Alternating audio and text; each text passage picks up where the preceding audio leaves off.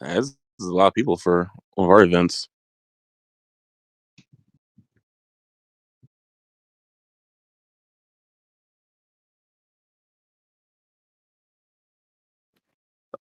All right, so we're gonna start in like 2 minutes. When it's 8:05 is the starting time for the people just now join. Just give Sasha a little more time, and also for people to come in.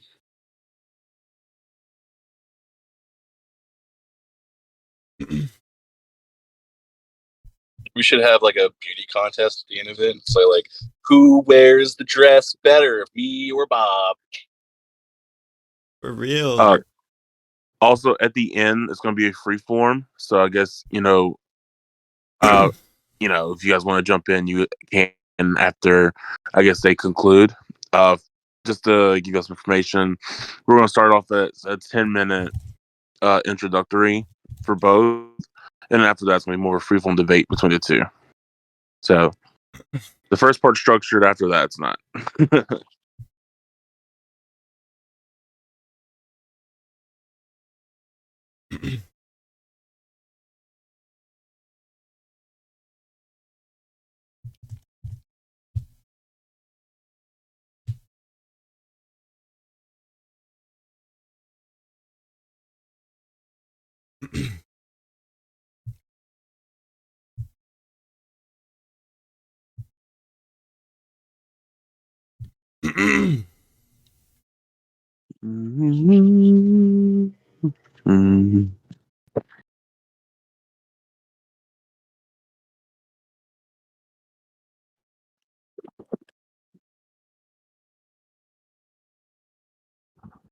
You gonna turn your camera on, Bob?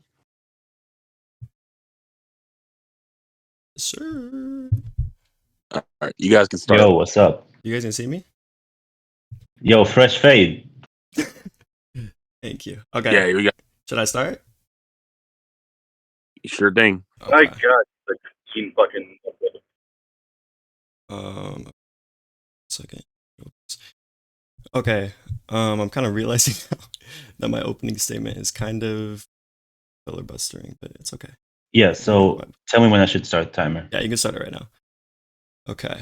So I start off with a quote basically saying, socialism is an alternative to capitalism as potassium cyanide is an alternative to water. And that comes from Ludwig von Mises in his book Human Action. So hello everyone. I first want to thank everyone for coming out tonight, and I want to thank my opponent Sasha for setting this up. My name is Bob, and today I will be taking the position that capitalism is the economically and morally superior counterpart to Sasha's idea of communism, or syndicalist communism, as he ascribes himself to be. I want to break this opening statement into 3 parts, so it's simple for you guys and my opponent to break down and understand my arguments. So the 3 parts are the labor theory of value, capitalist coercion and exploitation as it relates to surplus value, and the capitalist ethic. So I took the liberty of reading the source material to break down why the fundamental arguments in support of communism made by people like Marx end up falling flat when we take a deeper dive. First, the labor theory of value. So to provide some context, this theory did not originate from Marx, but mainly from economists such as Adam Smith or David Ricardo. But I won't get into the history of the origins of the labor theory of value as there's no relevance to it. The LTV, as defined by Marx, states that a commodity's value is not based on subjective use value, but on the socially necessary labor time put into the commodity itself. So, for example, if I spend 20 minutes making a Big Mac, that Big Mac is now worth 20 minutes in reference to the amount of labor time I put into it. Now, to clarify, Marx does not claim that spending 10 hours making Big Macs is equivalent to spending 10 hours on brain surgery. He argues that value only arises when the socially necessary labor is actually recognized by the market itself. So people on average in the market will value brain surgery higher than Big Macs, even though they require the same amount of time to do so. Also, it's important to note that Marx argues that the labor itself is not the only driver of value. He distinguishes this in terms of living labor and dead labor. Living labor is the use of raw materials to make the final commodity that goes into the consumer's hands, while dead labor is the work put into those raw materials that the living labor is used during production. Now that we have that definition out of the way, here is why it's wrong. I want everyone in the audience to imagine building a farm. You're on a grassy island by yourself, and there is land that is untouched that you can use to make your desired farm. Now, what is the one very valuable resource that every farmer needs in order to grow various crops and plants? That's right, soil. Soil is such a valuable resource for everyday farmers. Yet, this is a completely natural resource. No labor was put into making that soil. Yet, millions of farmers today still use it to their advantage. But wait, Marx says inherent value in commodities can only derive from a common variable, which is labor.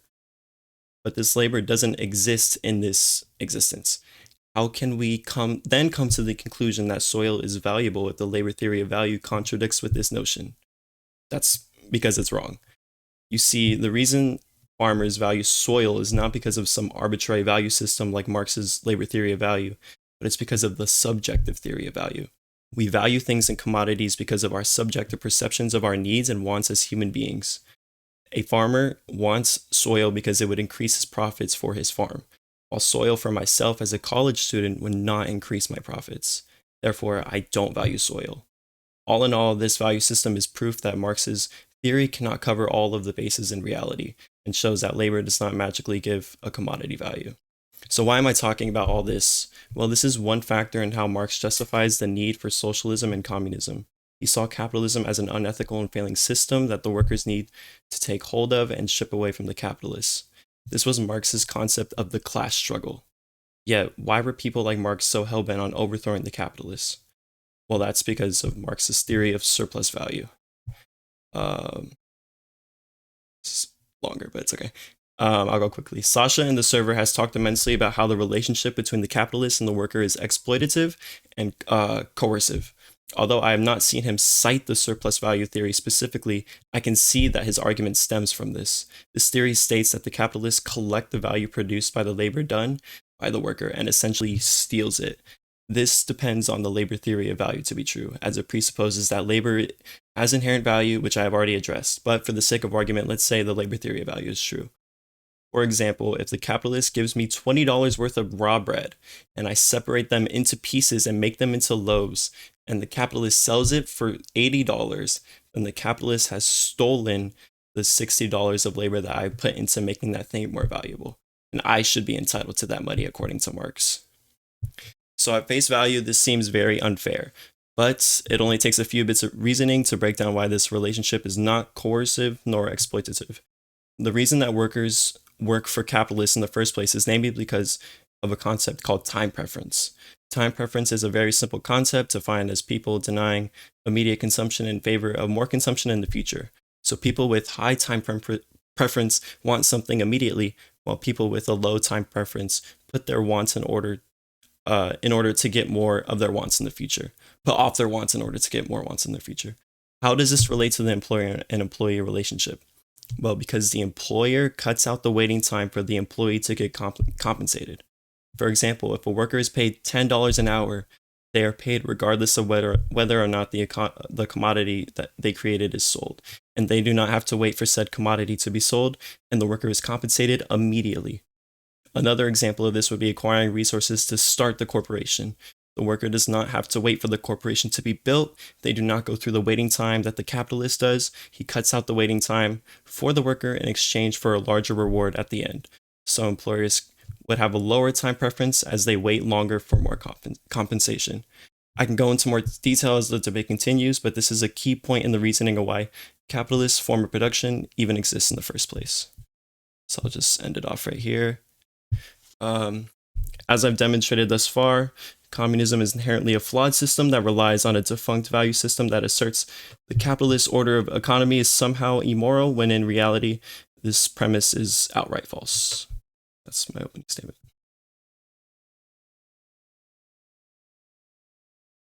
Okay, great. That was 7 minutes.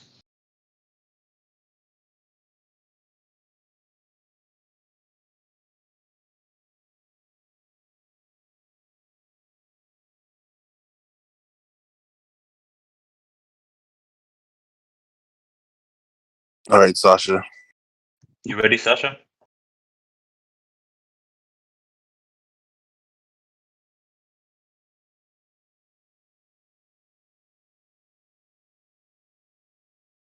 All right, we're gonna give Sasha a second to. Oh, we're having technical difficulties, so we'll let Sasha sort out his phone problems. All right, can you guys hear me?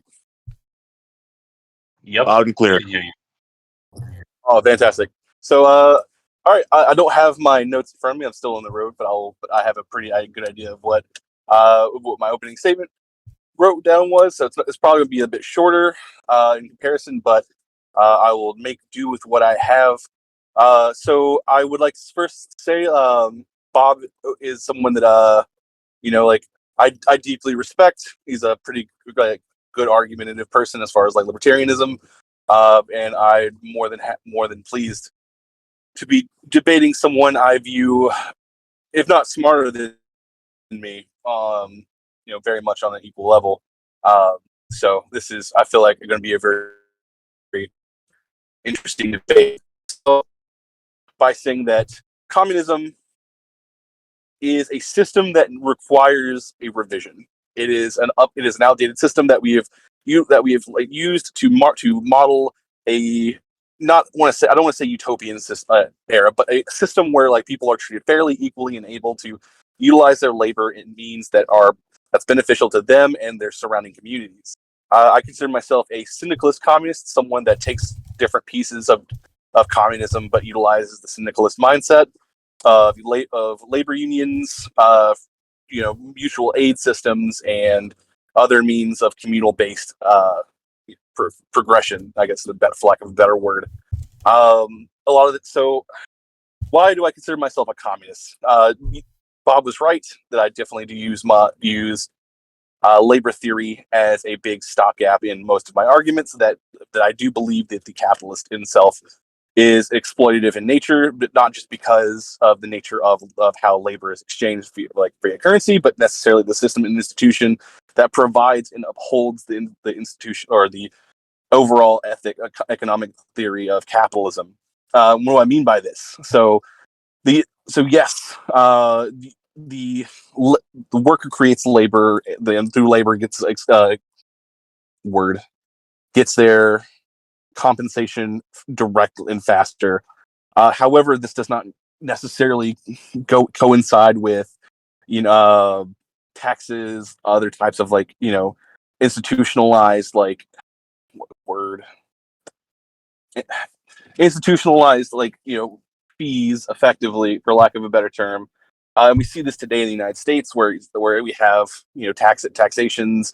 Most of these taxations go to like military spending without much of a say between the people who work under these institutions. Capitalists hire, specifically capitalists and like large corporations hire lobbyists to be able to deter bills or promote bills where voters are mostly unable to have much of an effective say, where the average worker is kind of left to, well, I work and I make $20 an hour for so on and so forth, for basically an amount that's arbitrarily set by the capitalist, who we try to say that we live in a competitive market, but we don't, because that you'll often find where, let's say I want to negotiate for more pay because I feel like my experience increases my value of labor.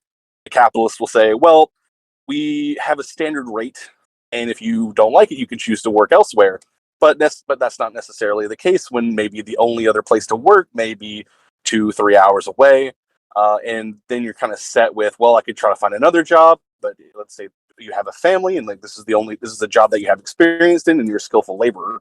So now you're kind of stuck having to fall to these demands without negotiation, because the ability to negotiate is left because localized monopoly or localized uncompetitive markets, because we live in a system where we determine current minimum wage is set by the state, the institution that upholds the capitalist means, where the corporations are able to lobby against any raise of payment of wages. Some companies arbitrarily wages to try to appeal to the worker, to try to promote some semblance of competitive a competitive payment or pay market. But in reality, a lot of these systems are kind of hedged against the average worker to try to box them into an area where they could potentially, let's say that I'm used to working $7 an hour. Now I'm at a place that pays $15 an hour, but it's the only like between $15 an hour and maybe this other place that pays $14 an hour. Now my quality of life is living without the is in the institution to go and since the institution goes against the average worker by not providing like education in schools as far as like learning how to save and budget money, institutions of banks that prey on people and enforce the ideas of debt slavery. I'll get into debt slavery in a moment. The capitalist often utilizes like laws to try to enforce the idea that, well, we can either terminate you or we can set these things and like create, or if you try to unionize, we'll go against you. Anti-union rhetoric in most companies is pretty predominant, even though being illegal. So collective bargaining becomes a moot point when the capitalist is able to do every type of loophole possible in order to silence the average worker from collective bargaining. The arbitrary prices, as far as we talked about Big Macs, well, Big Macs are mostly the price of most commodities are based around like the currency that's also backed by, well, I think most of the currency today is backed off by oil, which is a fluctuating price. So a lot of the time currency is based around that, which also goes into factors of like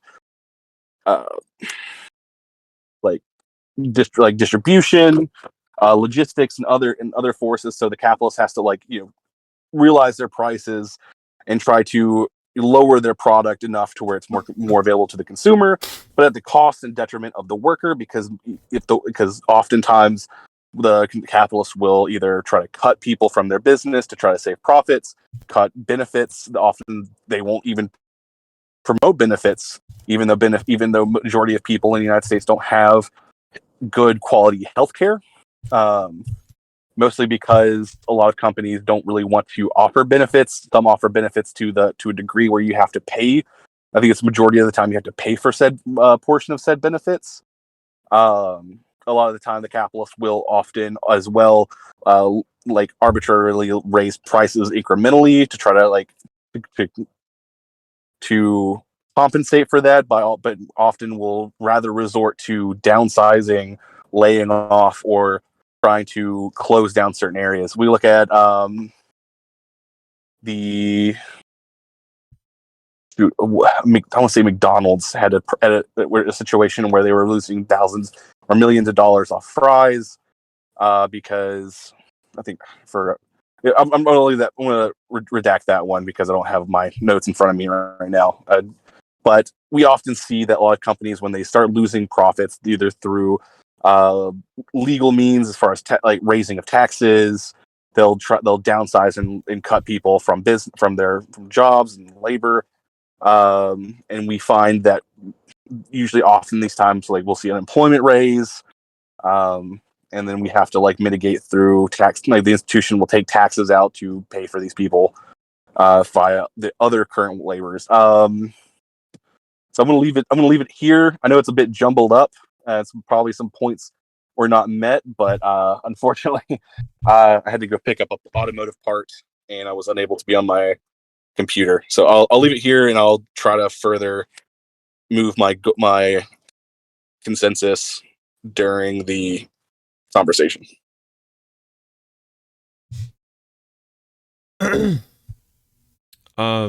Did you want to start the conversation when you're already home at your computer, or did you want to start it right now?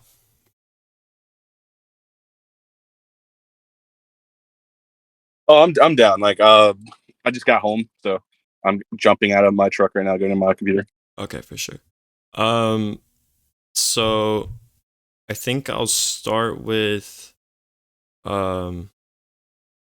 your idea of syndicalist communism, because I read a lot on it. Ludwig von Mises actually has he has a whole section on specifically syndicalism and I don't know if this is backwards, but it says pseudo socialist systems. That's what it says. Basically, I don't know how you're envisioning this system, but pretty much what Mises argues is the how shares would work.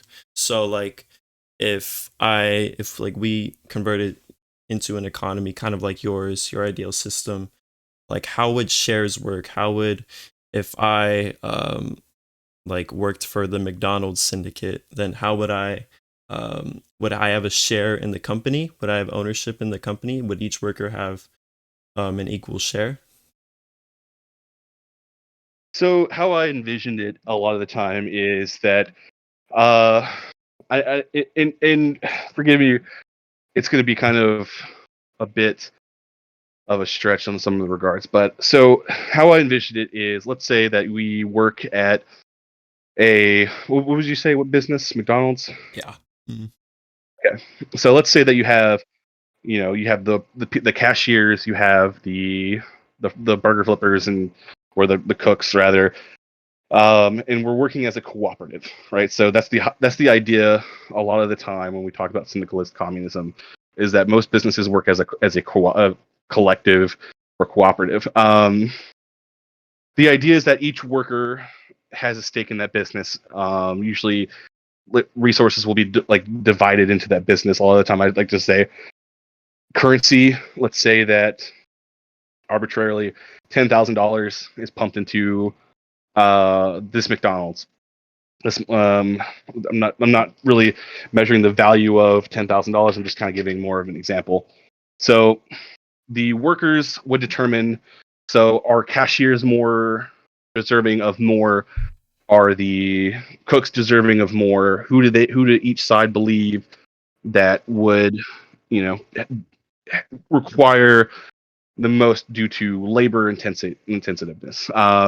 Let's say that they can't all agree, and it's a kind of a mutual position. Well, we could say that the worker could provide, like, the ability to hire, let's say, a manager, or like we could say union rep. Like the cooks have unionized, the cashiers have unionized and decided to both hire, a person to represent them, and then which could be negotiating basically by how much labor is involved, what's the intensity of the labor, what, like, let's say that cooks have to deal with the hazardous work environment versus cashiers, maybe they argue that they have to deal with customers or people coming in, and they want to have more because they get cussed out as much.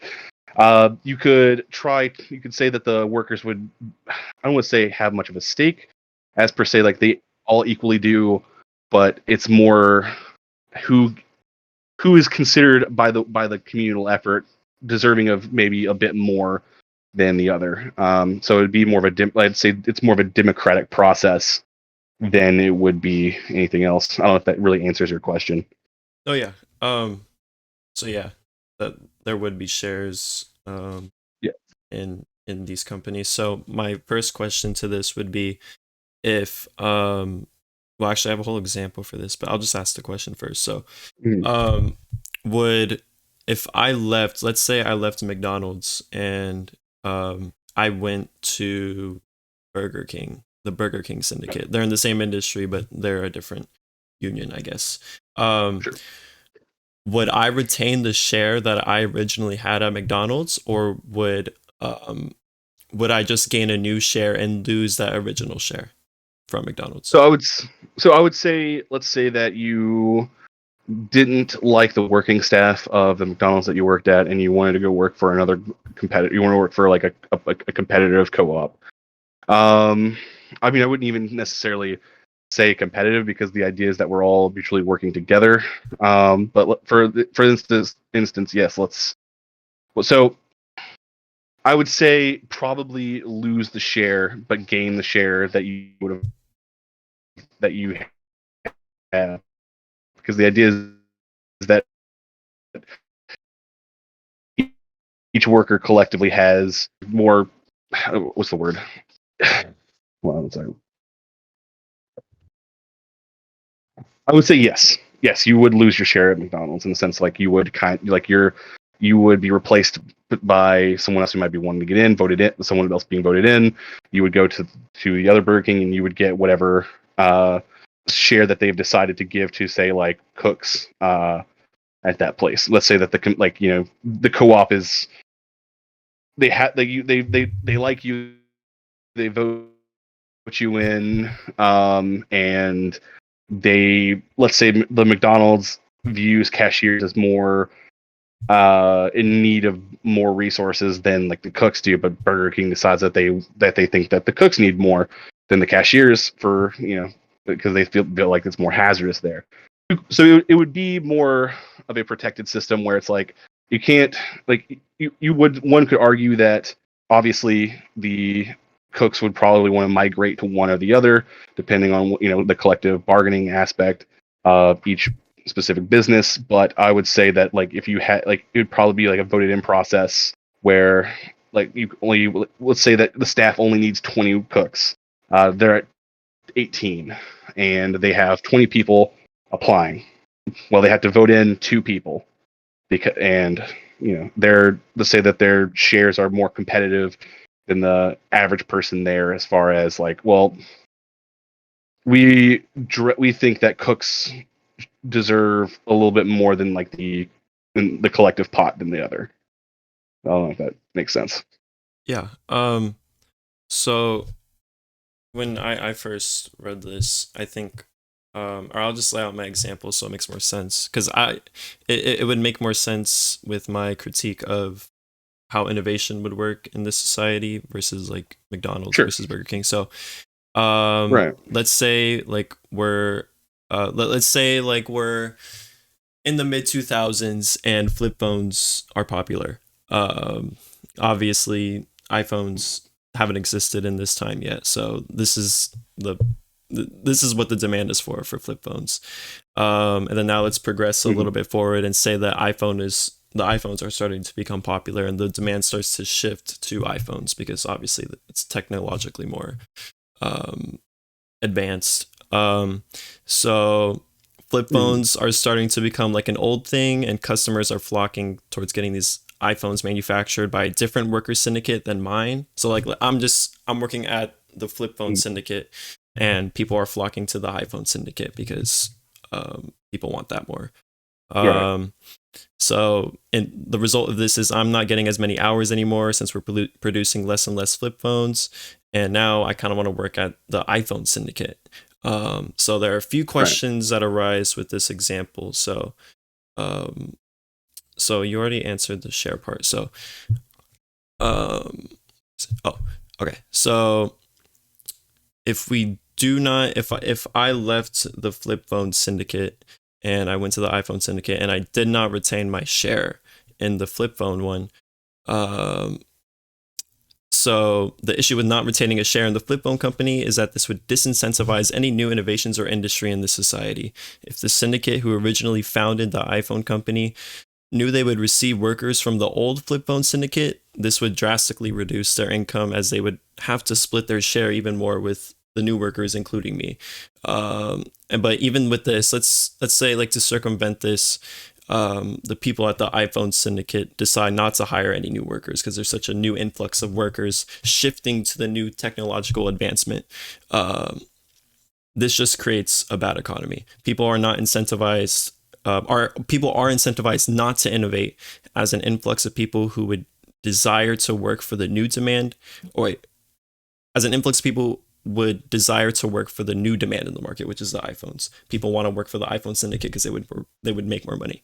The flip phone workers would eventually lose their jobs due to the lack of demand and have no alternative to go to if the iPhone company didn't allow any new people to come in. So my main question would just be, like, how do you envision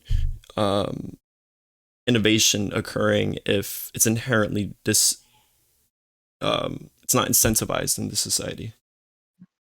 So I wouldn't say that like innovation is necessarily disincentivized. let's say that you work for Samsung and Apple, and you're making flip phones, but Apple comes up with the new iPhone, right? Like they're like, oh well, we created this new innovation, and we believe that like it's gonna, revolutionize the market because we're, it's new technology. Well, Samsung, now a competitive cooperative or a syndicate in this regard, would have to say, well, either we're going to continue manufacturing these specific flip phones, or we're going to have to figure out a way to compete, because obviously, like, competition was in competitive, or not competitive, but like competition in a like mutual system was going to necessarily have to create.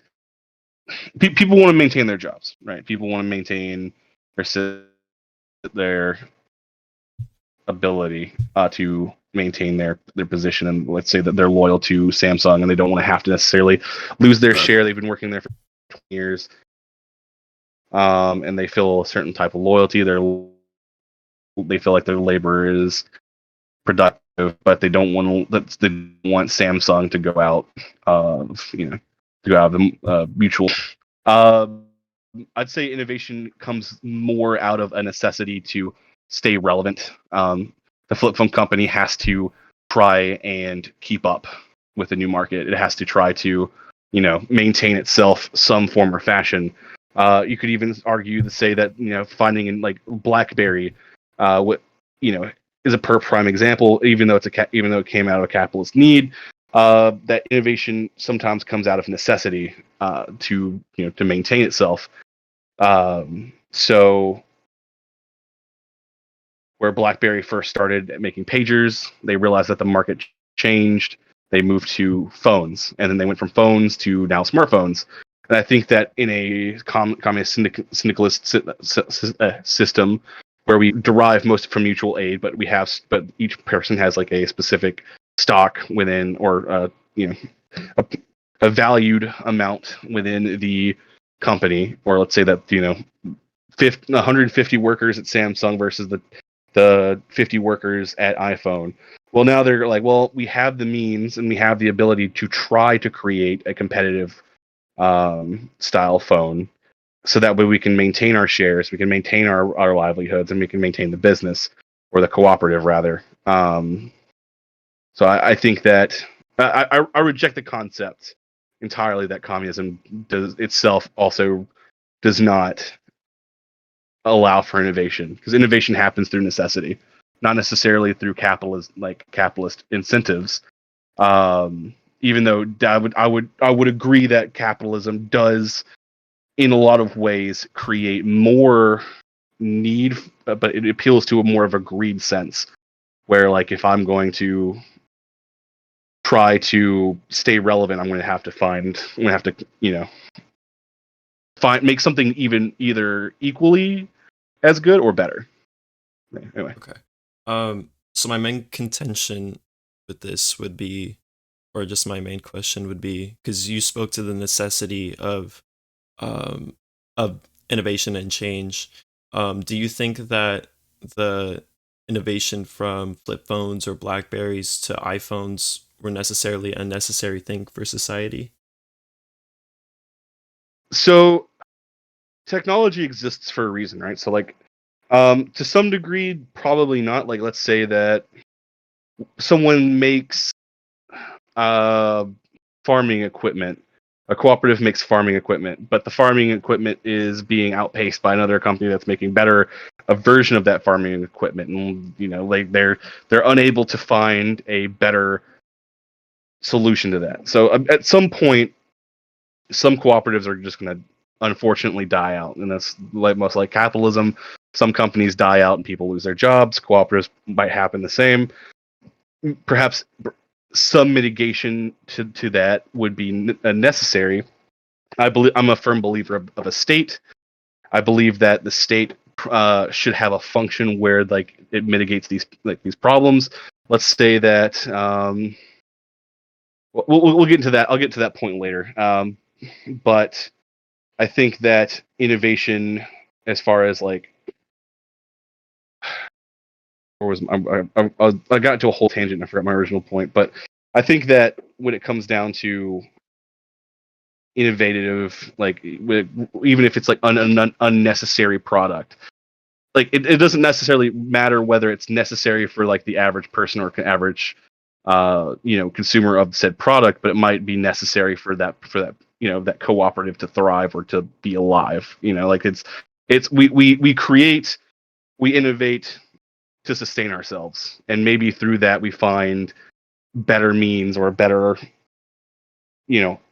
situation where like we create something that's maybe revolutionary. I think that the U.S. like the I hate bringing up the USSR, but I think the USSR is a good example of when it comes down to a situation where it's needed. Innovation can come, and innovation can sometimes improve upon certain situations, even if it's not necessarily something that's like completely necessary. I don't know if that answers that question or not accurately, but I tried. So yeah, I mean, I just wanted to get that distinction out of the way because obviously a lot of innovation like isn't like literally necessary, but you brought up the point that it's necessary for like these companies or these co-ops to even continue existing. So again, my contention is really just if a shift in innovation, regardless of what it is, even if it's phones, it would create this displacement of workers, obviously, because the demand is shifting. Right. So the demand has to shift with the workers as well. So if I may, I think I have an analogy. Let's say that I work in a career field in IT that is becoming outdated. So the information and the knowledge that I have learned, because in this system, that education would be a very it'd be a system to where you go to college, you learn a skill, and then you go out to the workforce. So you work for. Are you familiar with the? I forgot it's a specific ring that they used to use for like intranets, where they would like hook up each computer into basically a circular ring to share data among. I know what you're talking each other. Yeah. So let's say that you work for that kind of a company. That's what you're good at. That's what you know, and that's what you've been trained on doing. But let's say wireless data sharing is becoming very popular. It's the new innovative thing, and each cooperative is phasing your product out. So now we have to innovate. But unfortunately, you're unable to find something that's either competitive or better.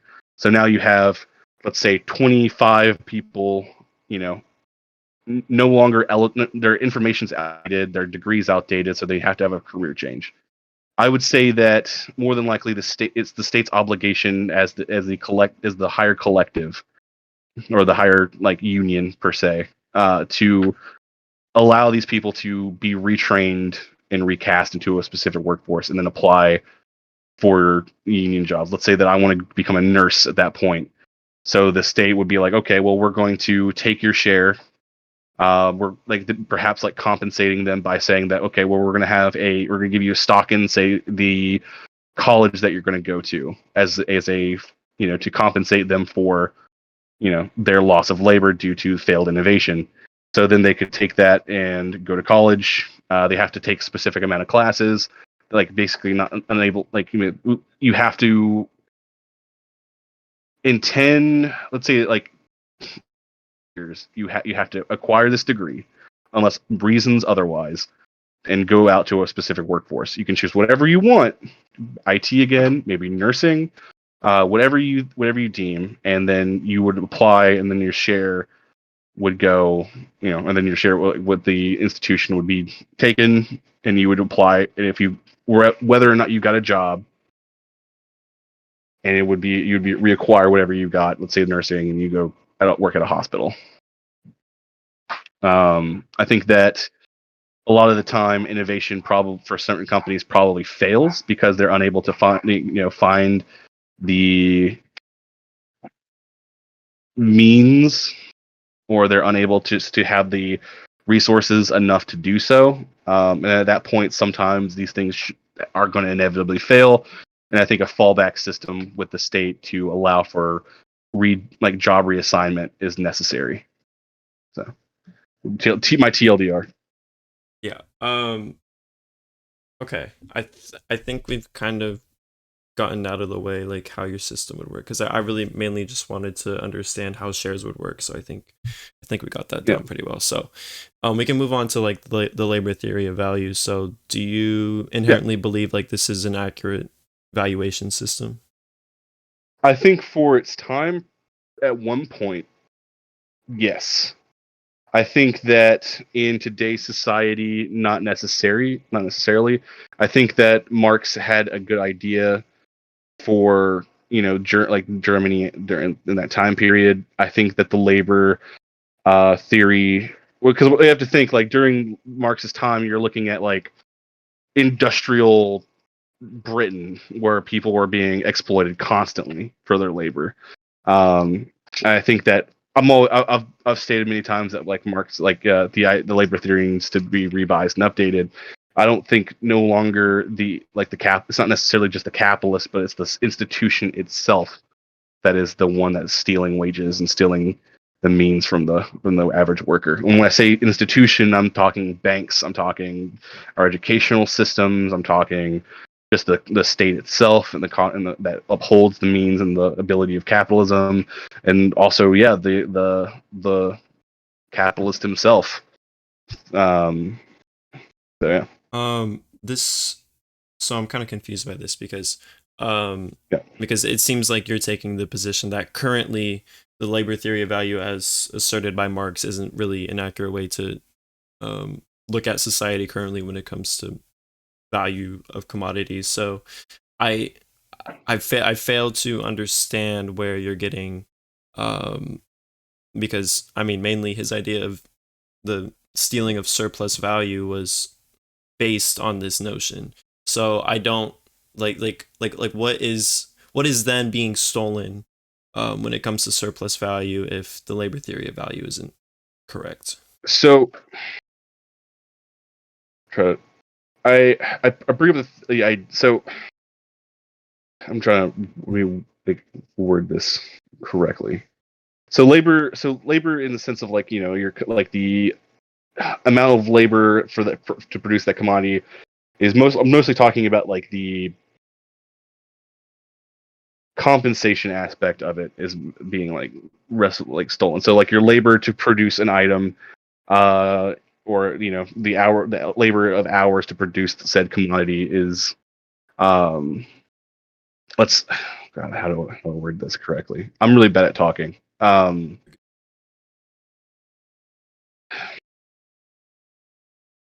Pull up real quick.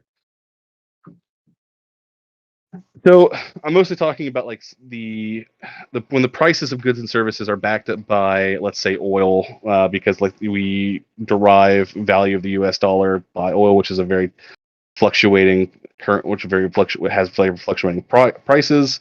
Logistics often is a big predominant of how the commodity is being sold, and we often see that labor is the least valued aspect of most jobs. Like so, McDonald's or Pizza Hut, for example, Pizza Hut sees labor and labor hours less valuable than the creation or the ingredients to make their commodity. So to create a pizza, if the prices of the ingredients go up, the need for the labor of hours between employees that was negotiated between them. Let's say that I agree to work for you for 30 hours, or 25 to 30 hours, but due to the price of dough rising, now I'm being forced to work 20 hours, and the price of those goods go up because the specific out groups of like logistics, currency value, and so on and so forth have like fluctuated often, which creates like stolen hours. Which means that the value of their work is decreasing in the sense of like they're not being paid as much to create the product or commodity. And the capitalist, what they're trying to do is trying to mitigate the losses that they're going to feel at the very top by trying to basically, and for lack of better terms, screw out the laborer. that's basically what I mean. And when I say that it's an institutional theory, is that it doesn't go just down to the capitalist itself, rather than like it goes to the institution determining the value of currency. It's the institution that creates laws to restrict the labor from standing up to procure their rights to those hours. There's a stopgap between them from unionizing to be able to say, hey, our wages are being effectively cut, our hours are being cut, and the value of our labor is being called into question and no longer seen as a priority. And so basically the institution itself is just creating this culmination to back the capitalist rather than backing the worker. That's typically what I mean. I don't know if that is yeah.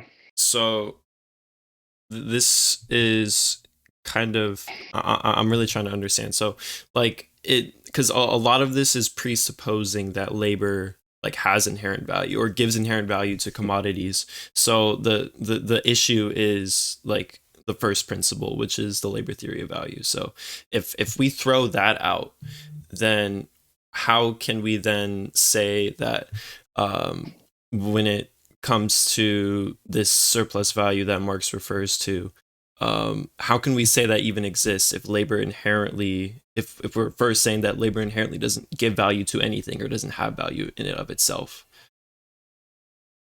Or repeat that. I'm sorry. So like, I didn't hear you correctly. Yeah. So the first principle is the labor theory of value. That's what that's what Marx first asserts, and then from that we are now supposing that labor, when it comes to the capitalistic order, is the value that comes from that is being stolen through surplus value. So if like in my original example of the loaves of bread, when I cut up the loaves of bread, I put labor into that, and then the capitalist sells it for like $80, and he only bought those raw materials for $10, then he's making $70, and he just stole that $70 from me. But that is presupposing that the labor I actually put into making that bread into loaves is inherently valuable or has value. So if we've already thrown that out the window, then how can we then say that there is something that the capitalist is stealing? Because then the very presupposition of the capitalist stealing this thing is based upon the labor theory of value. So then what other assertion are we making as a first principle in replacement of the labor theory of value? I think mostly on the sense that the idea of the value of labor. So like in your example, the value of work. I don't think. God damn it. This. So the value of work for that is not necessarily inherently involving around, well, cutting the bread. It's also, we also have to think like, going the price to go to work, the missed opportunities that they're probably doing so to be there, like the fact that they're having to stay at that, at their job to maintain, like maybe there's certain like criteria that they have to follow. It's not, I don't think necessarily just as simple as just saying like, well, they cut bread, therefore they get $80. It's more like everything around that. What I'm saying, I'm not necessarily saying throwing out those ideas, but adding to them, because at this point, like, the prices of commodities are, going up and down. So like when it's not necessarily that the labor is having to derive a lot of these like issues from like having like like let's say that I like going back to pizzas, let's say like I my job is to make pizzas, and I believe my labor is $150, and because of the price of commodities going up, my labor is being called into question. Therefore the hours of labor goes down, and therefore the look of my necessity as an employee is being called into question. and therefore they decide to take away even more money. So let's say that my agreed upon amount is $150. I think my labor is worth $150, and that's what we agreed upon. Now, due to the capitalist wanting to maintain profits, he decides that my labor is no longer worth $150. It's worth $100, because they want to maintain their the institution is creating the need for them to have to pay more for products, or like outgroup products, dough and whatnot. So when I say like labor is being called into question, I'm mostly like talking about the idea that like, well, my labor is not being viewed as a necessary part of the process, that my wages are being stolen because the prices are fluctuating, and therefore that to maintain my job, let's say that another like this one specific area doesn't have much of a competitive market in the outside, and so this is the only necessary job through monopoly, maybe due to monopoly, maybe due to, let's say, like instances like where Walmart will like try to run out other retailers out of business. This is the only place that I can feasibly find labor, like my skilled labor or my labor, where I find the worth of it being $150. Now, because let's say that they drive other businesses away, so now I'm only having to be able to work from this specific company, and regardless of what I do and what I say, and then most companies are trying to also the institution also backs the capitalists to allow them to stop for collective bargaining. Now I have no way to try to renegotiate, say, like my 150. Labor theory, I think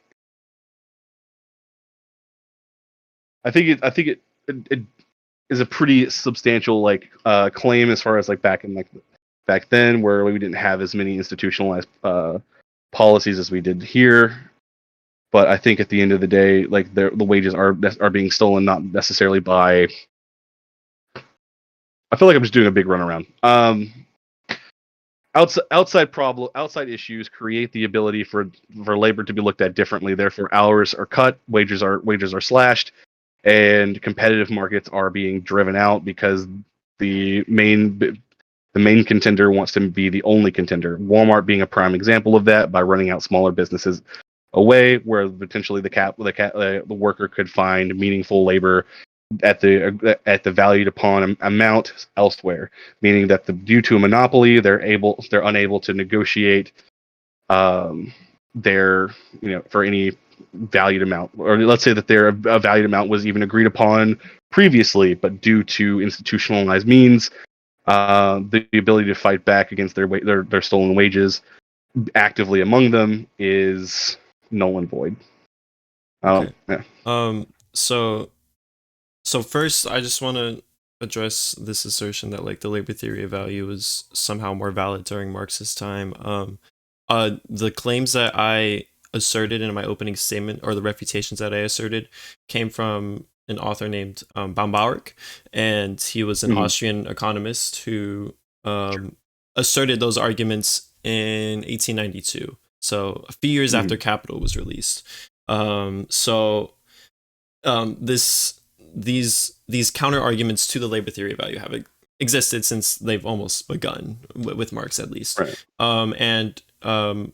Also, so with this whole thing on the like wanting my labor to be worth $150, the issue with this is that it's not really, there's no inherent derivative of that $150. You said that you and the capitalists, when I worked for this company, would agree on that, and then maybe later down the road they lower it to $100. But the issue with this is that you are circumventing the labor theory of value by asserting that well, there is no value in this example, because this $150 is coming from the voluntary relationship that I have with the capitalist and the worker. They both agree to those terms when they first start working, and then maybe later down the road, he does lower it. But I first want to speak to the $150 first, because Sure. because you're saying that this is inherently unfair because he eventually lowers it,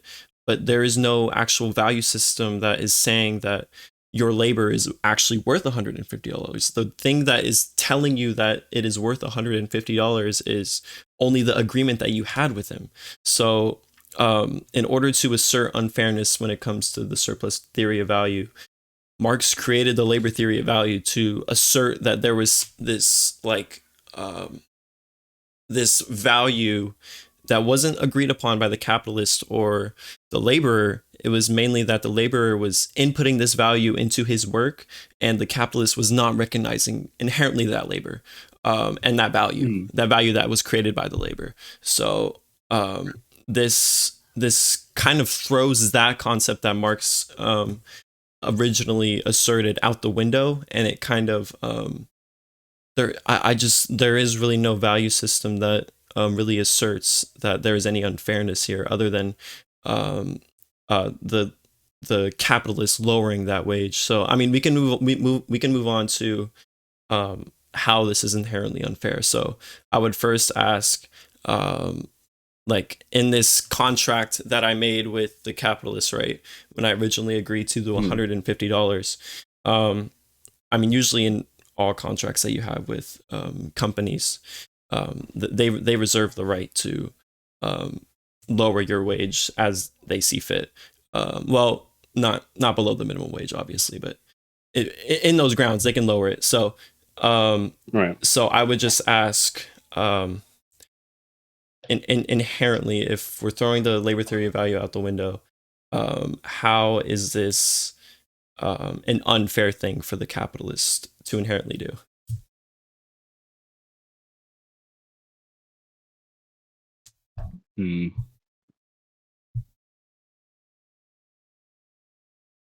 My limited brain think. So restate the question. I'm trying to like put it into words, but I can't think right now. Sorry. No, you're good. Sorry. Yeah. So if there is no inherent value that comes from labor, and we can't say that the capitalist is inherently like stealing from this labor that Marx asserts is being created when when labor is actually engaged in labor, I guess. How is the lowering of $150 to $100 inherently unfair for the capitalist to do? Okay. I would say mostly due to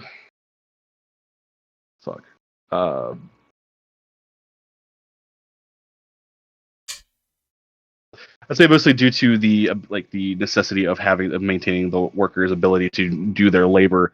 If let's say that I have to derive specifically from, let's say $150 is the amount that gets me to work, fuel in my car, the ability to eat food and be able to maintain a livelihood, and then they take that away from me, then that cuts into said workers' livelihood, maintaining that their labor may be strained, creating more of a problematic issue, getting them to work and performing their labor. So I'd say it's unfair. Go ahead. So no, I just, if the labor is being affected by empirically, like you cannot go to work, or your work effort or the output of your work is being affected. I don't understand why the capitalists would lower it to this level if inherently your work is being affected, and I mean, by virtue of that, his profits are being affected by it, because your work is not as high as it was when your wage was at $150. So I don't understand why capitalists. So a lot of the time what we see is where companies, like, this is not something that's not necessarily unheard of. A lot of the time it's because the capitalist will assume that the worker will either just either quit, or they'll have to lower staff, or they'll try to, like, a lot of the time it's just for the motivation to maintain profits. It's profit motive in general. Like, larger businesses will try to cut hours, try to cut wages, try to do what they can to maintain a specific profit level. Most of the time, it's definitely to their detriment, but they do it regardless because, well, they want to have, let's say, the same quarter that they had last year.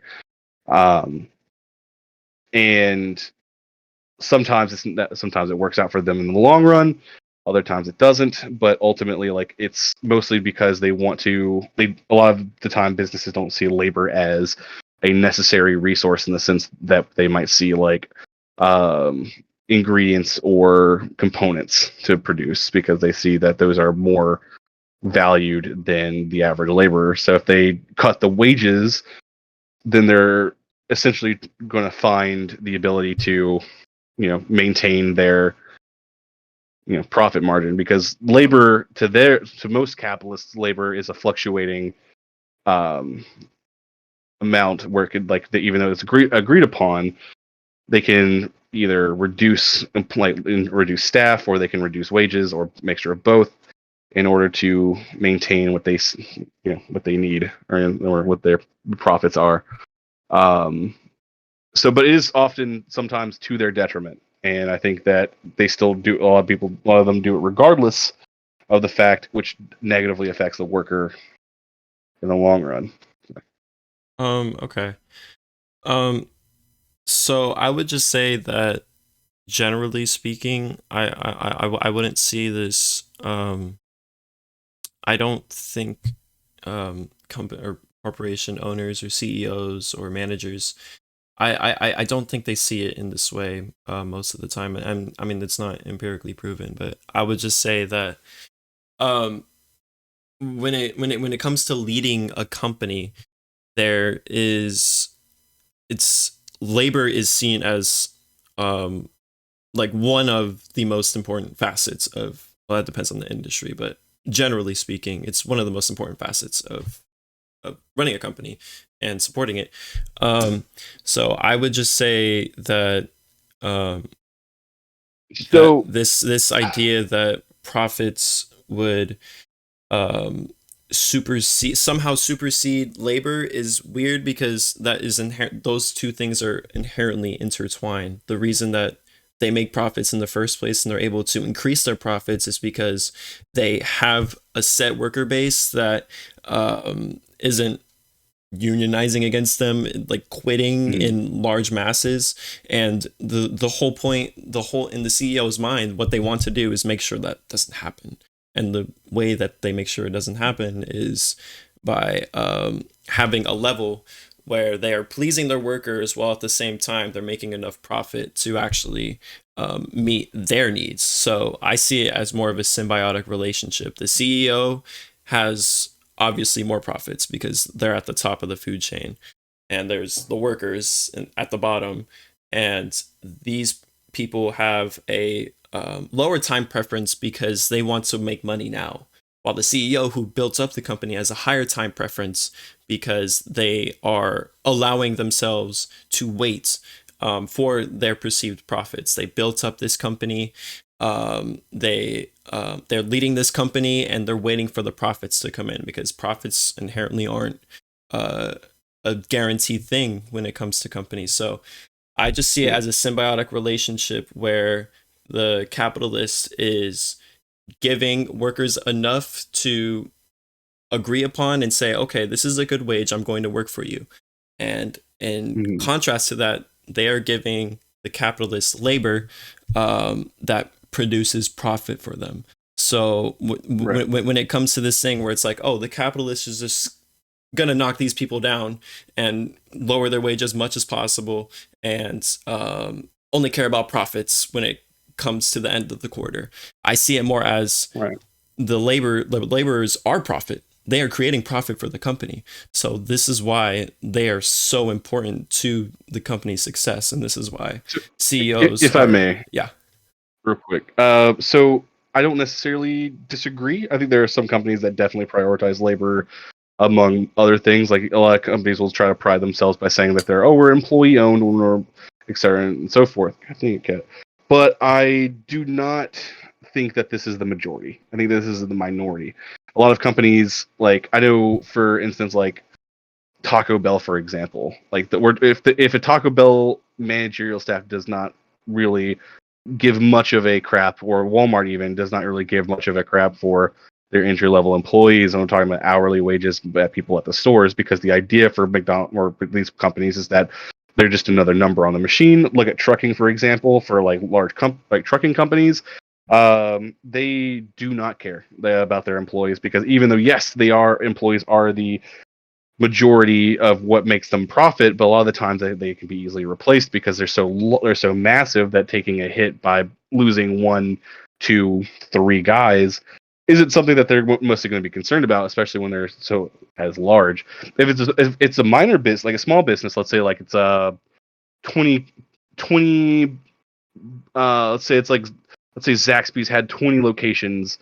They probably would care more about their employees and have a better, more employee work culture, because they're a smaller company, and that the labor is going to the need for labor is going to be a little bit more important, because maybe they can't fill spots in as quickly. But let's say that they can, then they're not going to really care as much about the worker as as you're suggesting. A lot of the times like union, we were talking about unions earlier. A lot of the times companies will try to go around union laws by saying, well, your shirt was not tucked in correctly, or they'll try to circumvent labor, like labor laws or union or anti or pro union laws, by suggesting, well, the shirt wasn't tucked in correctly, their shoes were wrong. Arbitrary means that technically go against work policy, but aren't necessarily something that they would write people up for most of the time. But I reject the idea that the majority or companies inherently will be pro worker, especially if they're like massive companies, like we're talking over like 100+ locations. They're not gonna really care about like the average grunt, because they're replaceable. Okay. And we see this a lot of the time too, with like unemployment rate, company, like like areas where people will have to like sue their workplace for unfair firing practices. And a lot of times they pretty valid. But anyway, go ahead. I'm sorry, I was rambling. Yeah, no, you're good. So what's important here is that I never really asserted that like CEOs or like owners of like big chains like Walmart or Taco Bell like care about the grunts. I mean, I would agree with you that they probably don't. But this is why I'm not talking about like CEOs. I'm talking about like the company as a whole. I'm talking just like from the average lower level like corporate manager to the top dog. Like I'm talking about like even Walmart manager staff, like the people that work at that physical location, will probably not really care as much about the average worker, because, well, there's people replacing them. The HR has probably 6 applications lined up already. Like it's not necessarily like CEOs, but it's like on the ground managerial staff that are like just as just as capable of being looking at people like as a number. For instance, the company that I worked for, I talked. My main communication was towards a guy. He was a fleet manager. He's the guy that you're supposed to talk to before anyone else. He's the guy that's in charge of 100 trucks. You think that he's going to care about each individual truck by name? No, he's going to care about how are those trucks working? Are those trucks making profit? Are those trucks doing what they're supposed to do? Are they being safe, etc.? But like a lot of the times, even those safety standards that they try to preach about, like oh, we're industry leading in safety, it's not because it's the worker or the laborer's benefit. It's because if they look like they care, if they pretend like they care, and if they seem like they're motivated by these like arbitrary metrics of like safety or OSHA or what have you, they're going to look like they're an industry leading that have industry leading standards, when in reality it's just a means to have that clout, for lack of a better term. So I'm not saying that it's like we're mentioning like top dog CEOs, but just even entry level management would probably just view you as just a number. Even if they know your name, they probably would be like, well, you're just as replaceable as like Tony over there who's stocking shelves. Oh yeah. I mean, I've experienced this myself too, working for a chain company where the manager did not give a fuck about me. The reason that I'm bringing this up is because I mostly agree with you that at every level of a company, this is the case. Like people who are working above you or the next level above you or whatever. There are people there that do care, but there are also a lot of people there that don't give a fuck. They literally probably don't even know your name and they see you as a number. And I agree with that. And that's the reason that I specified profits so much, is because I never really I understand the not caring part of a company, because that's inherently how companies, especially larger companies, work. And I would say that this inherently doesn't really speak to the unfairness of looking at profits instead of looking at the person.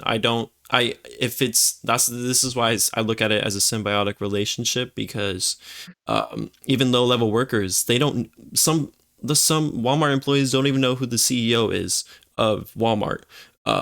So it goes both ways, where it's like this line of division is so high that it can be seen as kind of this like evil, like kind of robotic system. But I just want to get my last point out here, that go for it. It can be seen as this robotic order of human beings, but inherently this is a symbiotic relationship between the divisions. The managers are working for the owners of the chain, the chain of Walmart that they own, and the owners are working for the higher ups of the executives or the CEOs, and they have to meet a quota. Everyone has to meet a quota for each other. And the whole point of that is that everyone is profiting from it. Everyone is monetarily benefiting from each of those levels. And the whole point of this is that this creates a good economy. This creates a good economic structure for companies and how they interact with each other and how they interact within themselves. This is why this organization has even existed, is because we see with companies like in the past, we learn from them and we use their organization methods to say, hey, having a CEO who's paid this much is actually going to make us profitable. It's going to make us more money. And therefore, everyone profits from this relationship and everyone is benefiting monetarily and they're better off by this. But in your system where it's more egalitarian and socialist and communist, there isn't this organization method. And this is why it stems from my main argument that economically it's just inept compared to a system of capitalism. So I like the system that you're saying, like, oh well, like if we paid like CEOs more, give them more incentive to like do things, like the profits that they have is going to go trickle down into like the average worker and benefit them more, because the money that the company makes, the more that the worker could probably receive, because if the company's doing good, that means the worker's probably good. Is that a correct way to say that? Yeah, pretty much that. Everyone in each division is working and they are working for each other to benefit each other, pretty much. Sure. So have you ever heard of the term pizza party? No, I haven't. Okay. So why I think that so as much as I really like what you said, and I really wish that was the case, it's not necessarily true. Like the idea that a lot of the times, like these like higher up people, even if they're making like tons of money, let's say that they're having a very like big quarter of the year, they're, instead of like saying, well, okay, so we're making above, like for the past 2 years we've made more profits than ever in the history of our company. Let's say that they're having bigger contracts, they're producing more goods, and they're selling more. And the the CEO, the top brass is like, well, we could provide more for our employees. We could give them better benefits, better wages, better like working conditions. But the idea of the pizza party joke, it was a meme for the longest time, is that instead of doing all of that, we're just going to feed them pizza for lunch and call it a day. Because at the end of the day, like a lot of these companies, I think a lot of TV shows even mimic this all of the time, is that these large scale companies, they're not going to give these bonuses to the employees. They're going to try to boost morale in the most cost effective way possible by not, and they won't give back to the employees. Some companies do, and I will agree to that. And as much as as much as there's one thing that I do like about the capitalist system, is that if it worked that way, then I'd think that that would be a fantastic system. But in reality, it's just inherent greed that most of these top brass will do, because they're going to give themselves bonuses. It's I'm trying to find Google a certain a specific case where that was found out, but the idea being that the company made a high selling quarter, and instead of the CEO providing more for their employees, they just said, you know what, I'm going to give myself a nice bonus and call it a day. And most of the time, that's what they do. Why do you think That's typically what. Why do I think that they do this? Uh-huh. I think it's just innate. I think it's just a mostly innate. I don't want to say greed, but mostly this like the idea that, well, we produced more, and because of my leadership, and maybe it's not necessarily their leadership, maybe it's the lower levels of leadership that have kind of rallied the troops. Let's say that they're just inherent, like the market may have just inherently been more profitable for them because more people are, let's say iPhones, maybe like 3 years ago, most people went to Samsung, but Samsung had, say, bad publicity, but people were like, well, like the iPhone just recently produced something different. We like that, so we're going to start going to this product. Let's say that's just the same phone, but it's better camera, maybe a little bit better software, so on and so forth.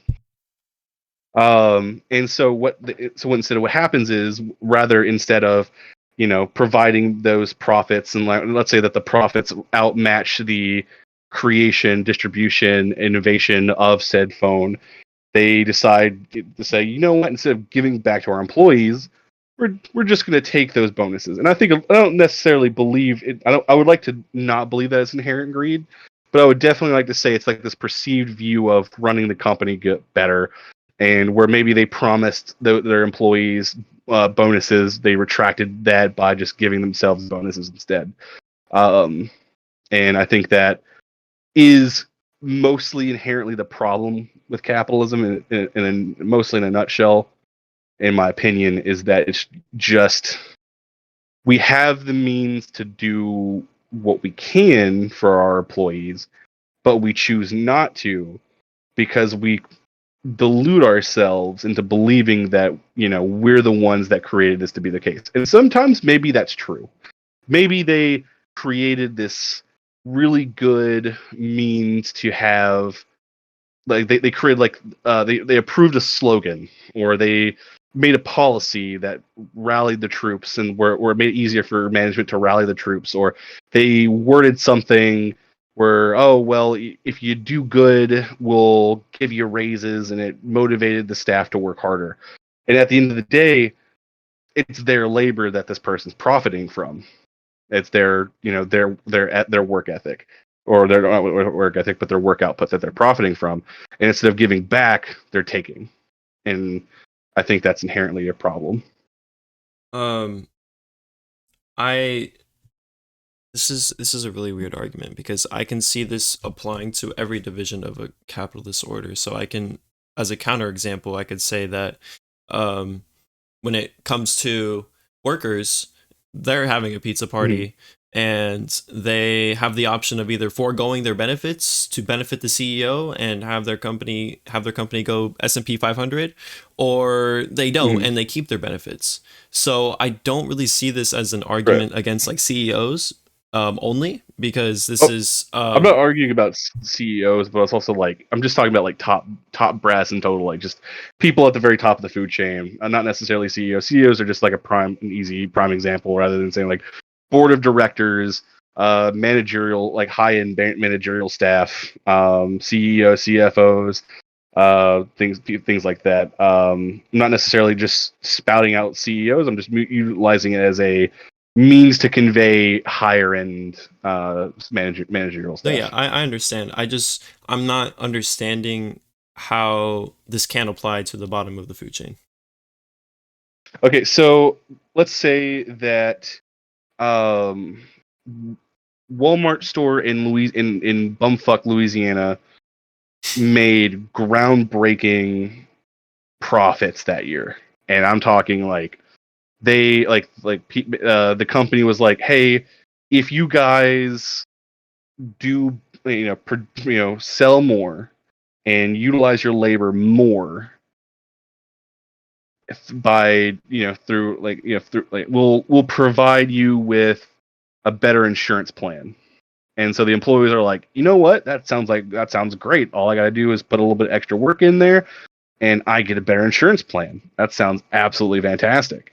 So they do it. The managerial staff probably not expecting this to be as groundbreaking as they would presume, but they do it anyway. Like they managed to knock it out the park, and there you go. The employees managed to produce groundbreaking profits. So managerial staff having like this extra the extra bit of income for the that Walmart says, well, we could provide them with the what we said. It's not in writing, but we verbally agreed to it. We could provide that, or we could make an excuse and give ourselves bonuses, and then give them, as I made a joke earlier, the pizza party, as most people probably would get that. I mean, the pizza party is not representing a means of it's an example of just like an arbitrary compensation. It's we're going to give you something minor, even though we promised you something better, because we want to keep the the extra profit to ourselves, effectively. So again, like I'm just, so would you say that, like, my counter example with the workers not foregoing their benefits in order to benefit themselves, do you think that's also inherently like a bad thing? I think if they're put into that situation, we say like they're having to forego their benefits in order to do more. Well, no. It's like the I pizza was party. confused. They have Sorry. the choice. They have the choice of either foregoing their benefits to benefit like the higher ups, anyone in the higher ups. I'm not just talking about CEOs, but the higher ups, Right. so they can get into the S&P 500. That doesn't actually benefit the workers, but it benefits the whole company as a whole. Or they can just keep the benefits for themselves, and now they are keeping the benefits and they're reaping them. So, what is the inherent difference here, or is this the exact same? Is this still as immoral as a CEO or a top or a manager doing this? I'm a little bit ignorant on the S&P 500. I'm just saying that, like, basically I'm just saying if they forego their benefits, then their stock goes up. That's all I'm saying as an example. I mean, I would say this. Foregoing benefits, if they're kind of like provided that option by saying like, hey, look, if you take away your insurance plan, and we'll give you higher stock in the free market, the stock may go up, and if it does, and then like let's say that they fire those employees based on some arbitrary means, in the sense of like, well, you could have had medical benefits, but we've incentivized you, maybe coercively or not. The idea is that if it's a willing participated system, I would say it's immoral on the grounds that it's a provided option to forego healthcare to improve the stock of a company that may or may not necessarily like provide you as equivalative benefits, because at the end of the day, how do you know that if the stock going up is going to provide you more?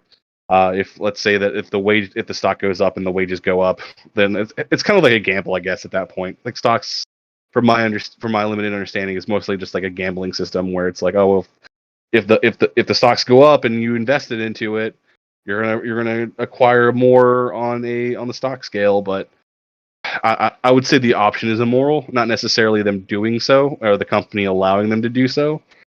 Unless it's a coercive means, then I would say it's wholly immoral. I don't think you're seeing where I'm analogizing this. So Maybe not. I mean, like I'm very ignorant on this aspect. I no, you're good. apologize. So inherently you're making the assertion that like at this pizza party, these CEOs or these higher ups, these execs meet up and they're having a good time, and they say, well, we could give these workers these benefits and we'd still be fine, but we're just gonna keep it for ourselves. So pretty much I'm trying to write this out, but like, so if the higher ups keep the benefits for themselves, and they're profiting from it from themselves. But if they give it to the workers, then the workers are profiting from it. So I'm analogizing this by, instead of it starting with the higher ups, it's starting with the workers now. So the workers are at the pizza party. The workers are at the pizza party. Okay. They're talking about it, and they're like, you know what? We have these benefits. If we lost this increased pay or whatever it is, these benefits, if we lost it, we'd still be fine. But we can just keep it for ourselves. So they could either lose the benefits and give it to the company, and the higher ups profit from that, or they keep it for themselves, and now the workers profit from that themselves. So do you think both of these relationships are immoral? No. Because the idea is that the capitalist is at more of an advantage than the employee, because the employee is the capitalist owns the business and owns the means of production, whereas the employee is like a laborer of the means of production, where they can, if the business, the capitalist can't simply be fired per se, right? Like the manager can't necessarily be fired as blatantly as like the employee. So the balance of power is completely different. Versus like if there, what's the recourse of a laborer if the higher ups decide to keep the bonuses? What's their recourse? There is none. But what's the recourse of the managerial staff if the laborer keeps the benefits? Like the recourse would be the loss of their job. And due to that imbalance of power, I would say that no, it is not an equivalent status. It is very much, not one seems to be a little bit more a bit more fair in a sense. Perhaps like one could argue that uptake of greed is immoral. If on maybe that argument I could see, but at the end of the day, like you're the laborer. If you can get more from your business or from the business, like even though let's say that you're working at Walmart and I'll give an example. I don't know if this fits your. So would it be fair to say that, let's say that the state has made it mandatory that a company must provide benefits unless the laborer rejects those benefits, and then thus benefits return to the company, and maybe they're not taxed as heavily. Let's say that or better yet, the business must provide benefits, otherwise face a state tax, saying that like, well, if you're not providing benefits, then to your employees, we're going to tax you. However, employees can opt out of that in favor for, say, arbitrary stock in the company, maybe so that they'll have to pay out those benefits to the employee, but the employee owns a minor stock in the company that may appreciate over time, given that they're not fired. So would that be an acceptable example? Example for like the employees having the means to basically say, we're going to have benefits for the company, and have them pay for it, versus like them opting out of it to gain stock, where the company doesn't necessarily have to pay out of pocket unless the stock appreciates. I didn't mean that the workers gain stock. I'm also use stock as an example of the higher ups benefiting, because your original example of the higher ups keeping the benefits from the workers is that they could give the benefits to the workers, and then the workers benefit from that, or they keep it for themselves and they benefit from that. So for the workers, it's it's they either keep their own benefits and they benefit from that, Mm. or they give them to the higher ups, and the higher ups benefit from those benefits. So I just use stock. I'm not literally saying that the workers would Right. get stock from the Okay, higher ups. I get what you mean. Basically, it's like are the worker if the workers have the ability a balance of power, is taking that power for themselves or that means of power for themselves as immoral as managerial staff or the higher ups taking that same power. That's Yeah. what you're saying. I would say, yeah, I would still say no, it's not immoral because again, like we're talking like it's the balance, the position and balance of power between the dynamics is just it's already unfair to begin with. Most companies also recognize this through HR means. That's why like managers can't date employees because there's a balance of power there because managers are obviously a lot more of authority than the employee. That seems the same kind of goes for even just like a concept of, well, if the employee has the means to take power over, like not necessarily over, but take power for themselves, like in that to the detriment of the managerial staff, then like that's not necessarily as immoral. Or I would say, like I said, one could argue that if it's negatively affecting the managerial staff in the sense of um, happiness or whatnot, like a moral argument in the sense of whether it's right or wrong, I could see someone making that case, but I don't think it's necessarily at the same level. So Hey, uh-huh. just jump in. Since we're gonna like try to like I guess open it up. Do you guys like is there like a certain time you guys because it's been like around an hour 30 in? I'm just curious if they want like 2 hours or just I'm just trying to gauge things. I gotta go to bed at some point because I got work today or work tonight. So if you want to go for another like 10, 20 minutes and then open it up for the rest of the we can hour, then I'm down for that. Y'all can do Yeah. closing remarks if you'd like, and we can open it up. I'm good on opening remarks. I'm really bad at public speaking as it is, and this is kind of helping me. This is kind of helping me like curve that. So Bob, I apologize like fully in advance for my. I'm a very quiet person as is because most of the time I find I do labor intensive jobs that don't require talking. I went to college, but for a couple of years, but I never went to public speaking, and as you can tell, I have ADHD, so I very much think I speak before I think. So I appreciate you putting up with me. Oh, you're good. You're good. The same way. So can I do like a closing statement before we open up the floor? Yeah, sure. Okay.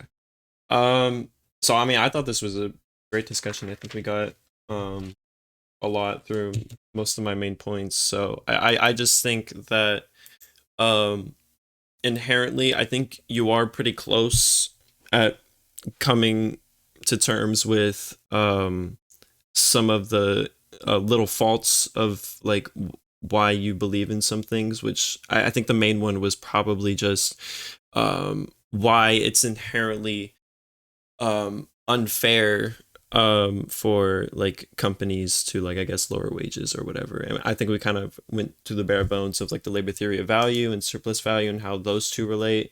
But I think overall, I think it was a very productive discussion. I think that maybe some people in the audience will be able to maybe was listening and maybe can come up with like a counterpoint, I guess, to my original point. But I think that I think Sasha, I think you had a lot of good points when it came to. I mean, the pizza party was definitely a very interesting example that I haven't heard of. So it was fun to explore that. But yeah, I think this was a good first debate to set the example for other people on how to conduct themselves, because a lot of people don't conduct themselves in the correct way. So yeah. Yeah, 100%. Alrighty. So People can raise their hands if they want to come in. yeah, if anyone wants to kind of like jump in, say something or whatever, just raise your hand. MF. Hey guys, Oh, there you go. We got one guy. God gift. Oh, wait. And then invited. Hello. Hear me? Hello. Yeah, so my question is more to Garzman and Sasha. I didn't catch the whole debate, but I knew you did talk like a little bit near the end about like companies doing things that employees might not really want. Mhm. So like in a capitalistic framework, like what are things that can be done to improve the employee's voice necessarily?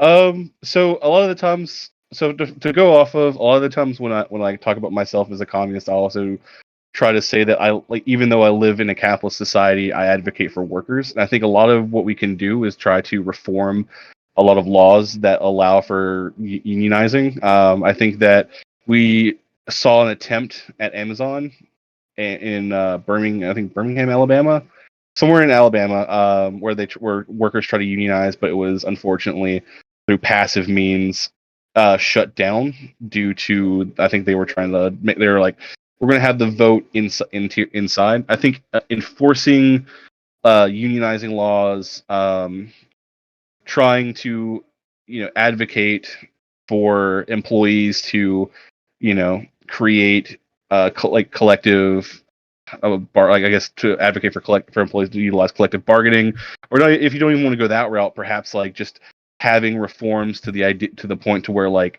companies have to have a lot more stricter guidelines in firing employees, and then having, say, like, reforming our um, unemployment facilities in the sense that, like, well, I don't want to say threaten, but have it to where like let's say that you feel like your pay is not up to standard, or like let's say that the company's taking bonuses away from you, and you feel like this is, you're being fairly untreated. I think just overall in general, just union, like pro unionizing law or reforms or laws, making stricter firing processes federally, and just overall maybe even having, like, encouraging companies via, well, tax breaks maybe, to have hotlines for employees. I think Walmart does a pretty good job having a hotline for employee issues. And I think just having overall companies and like having them take it more seriously might increase the ability for employees to feel like they have a more of a voice and make changes in the overall sense in a capitalist setting. I don't know if that answers your question. I hope it does. Again, I'm very scatterbrained. No, I think that was a good answer. But so as a communist, you do believe it's like reconcilable to make progress within a capitalistic structure.